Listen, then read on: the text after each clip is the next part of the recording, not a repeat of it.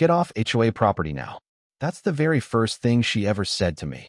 No hello, no neighborly smile, just that line, tossed across my porch like a sheriff serving a warrant. You ever meet someone and know instantly they're going to be the thorn in your side? Yeah, that was Patricia Langford.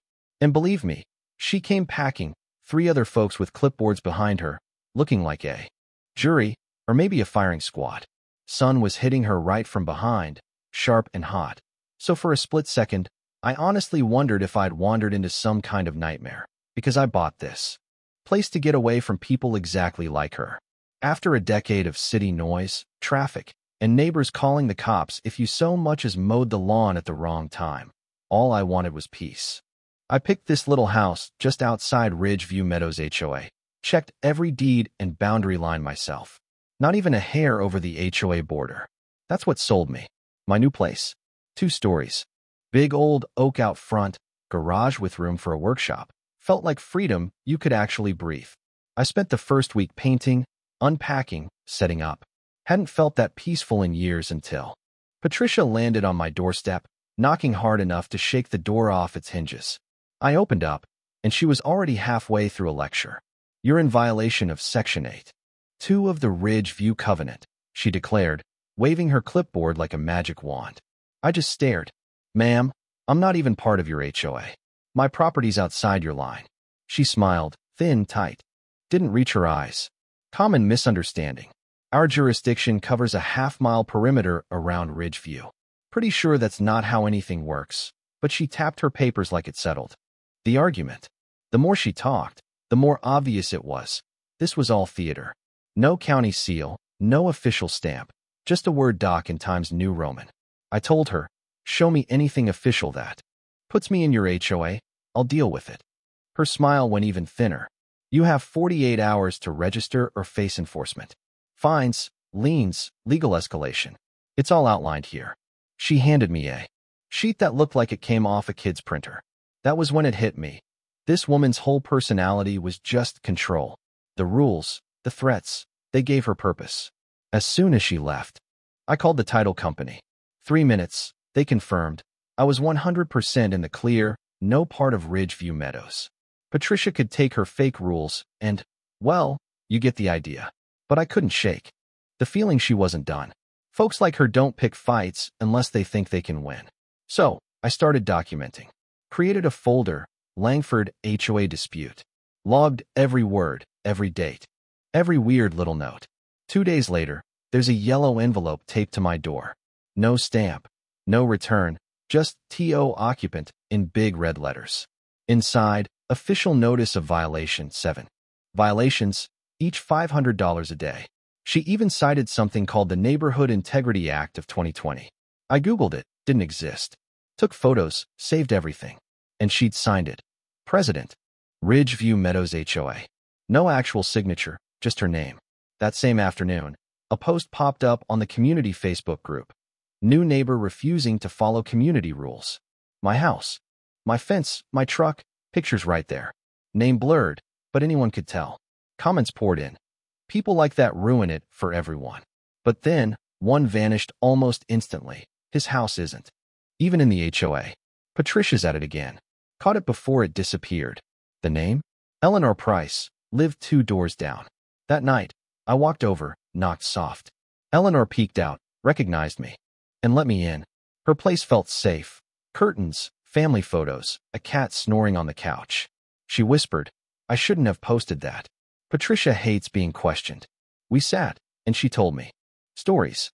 The Carters, who bought a house near the border 3 years ago, Patricia did the same to them. Letters, fines, public shaming, until they sold at a loss. She says it's about property values. Eleanor said, but it's really just about power. She tried to expand the HOA once. The county shot her down. So she started pretending. I promised Eleanor I wouldn't drag her into it. Walking home, it hit me. This was never about fences or paint colors. It was about control, and she picked her targets carefully. By Wednesday, my stomach dropped the moment I got home. Gate was open. I'd locked it. Patricia's SUV was parked inside my fence. 2 men measuring, snapping photos. I hit record before I stepped out. What are you doing? I called. Patricia didn't flinch. Routine inspection. HOA protocol. I told her, "You're trespassing. This is private property." One of the men flashed a badge. No seal, no license, just inspector. I asked for county credentials. Patricia snapped. "They're authorized under HOA authority. That's all you need to know." I just kept filming. 60 seconds to leave before I call the police. She actually laughed. "Go ahead. Sheriff's office already knows. They'll back us." The so-called inspector looked nervous. I dialed 911, reported trespassers, said I wanted officers on site. Patricia started filming me. "He's threatening us," she shouted for the neighbors. In 8 minutes, 2 patrol cars rolled up. Officers Callahan and Briggs. Callahan had that tired look of a guy who's seen it all. Patricia's tone flipped, sweet as pie. "Thank goodness you're here. We were conducting a safety inspection when this man became aggressive." Callahan checked my ID, the deed, looked Patricia in the eye. "Ma'am, whose property is this?" She rattled off her script. He shut her down. "That's not how it works. Without consent, you're trespassing." Patricia sputtered about codes and jurisdiction. But Callahan didn't budge. "Do you want to file charges?" he asked me. "Not yet. Just document it, please." He handed me a card. Quietly, he said, "Get cameras. People like that don't quit easy." I installed 4 that night, with cloud backup. Laid out my timeline, every move she made. Did some research, found a case from 2019. Homeowner sued an HOA for enforcing fake rules outside their boundary. Homeowner won. HOA paid damages and legal fees. Next morning, I called Ridgeview's attorney, pretending to be a buyer. Asked about boundaries. He said, "We only have authority over what's in the covenants. Anything else is harassment, possibly fraud." He sounded uneasy. An hour later, I got an email. "Please contact. I have concerns about recent HOA actions." Patricia's own lawyer. Wanted off the ride. Monday, my phone buzzed. A motion alert, 7:02 a.m. There's Patricia, dark jacket, gloves, taping another envelope to my door. Inside, fake county letterhead, Office of Code Enforcement. Claimed I violated 12 codes. Property would be seized unless I paid a $25,000 compliance bond. Signed by Director Sarah Langford. I called the county. Lady on the phone laughed. "We don't have a Sarah Langford. Our director's Michael Reyes. And we don't do this." She called it forgery, told me to call the sheriff. At 10 a.m., Patricia rolled back up, for folks in yellow vests. Marked enforcement.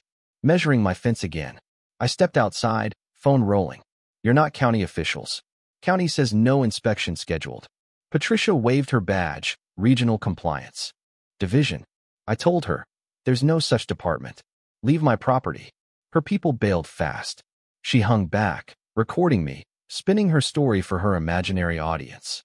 15 minutes later, Officer Callahan rolled up, again, and this time, Detective Rafferty with him. Patricia switched to victim mode instantly. "Thank God you're here. This man threatened us." Rafferty asked for county credentials. Patricia waved her fake badge. Rafferty studied it, expression unreadable. "There's no regional compliance office. Did you make this yourself?" Patricia froze. I handed over my phone, video evidence, timeline, every bit of documentation. Rafferty scrolled, asked for my business card. She saw my job title, fraud investigator. I said, 10 years, mostly insurance. But the patterns are the same. I've got it all documented. Patricia's face drained of color. Rafferty stopped scrolling. HOA financial filings show Patricia collected $89,000 in fines over 3 years. Only $12,000 reported to the county. That's a $77,000 discrepancy. The air went dead. A man stepped out of a car, Ridgeview's attorney. "I resigned yesterday," he said, handing Rafferty letters. "I told Mrs. Langford 3 times, 412, Oakwood Drive is outside HOA jurisdiction. She ignored me. She's been forging documents." Patricia's voice broke. "You said we had options." He turned cold. "I said you had no standing." Rafferty nodded, turned to Patricia.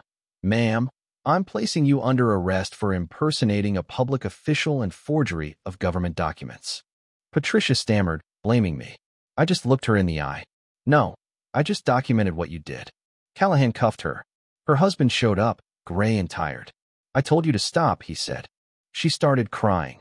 Real tears, the kind that come when your story finally collapses. As the cruiser rolled away, Eleanor Price clapped softly from her porch. Others joined, a quiet sigh of relief. Settling over the street, Rafferty handed me a card. The DA will want your full report tomorrow. I already had everything in triplicate. She almost smiled. Most people would have just moved. That's why she kept winning, I said, watching the squad car fade. Next morning, I met the DA, young, sharp, had already read my entire 47-page packet. Forgery, impersonation, fraud, harassment. We're filing on all counts. A week later, Ridgeview HOA held an emergency meeting. Clayton, the new acting president, looked haggard. Patricia Langford has been removed from all positions. We've identified $77,000 in improper fines. Refunds will be issued. Folks murmured, ashamed, relieved. Eleanor stood up, voice shaking, but steady. We let her bully us too long. He's the first one who didn't give in. She nodded at me. The room clapped, louder with each hand. Clayton asked if I'd share advice on property rights. I did. How to check county records. Document harassment, spot fake authority. Afterward, 3 neighbors told me their stories. Thousands in fines for things that weren't even rules.